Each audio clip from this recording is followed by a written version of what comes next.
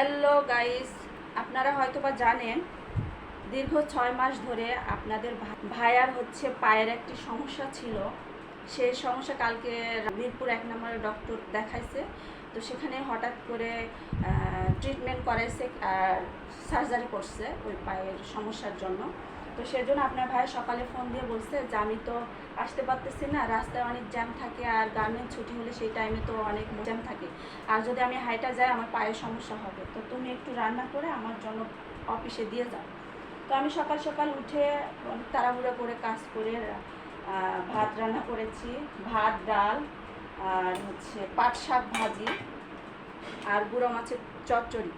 এই তো আপনার ভাইয়ের জন্য সব রেডি করে নিছি।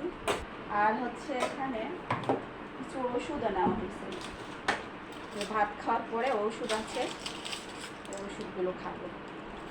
তো আপনাদের ভাইয়ার জন্য সবাই একটু দোয়া করবেন, অতি তাড়াতাড়ি যেন সুস্থ হয়ে যায়।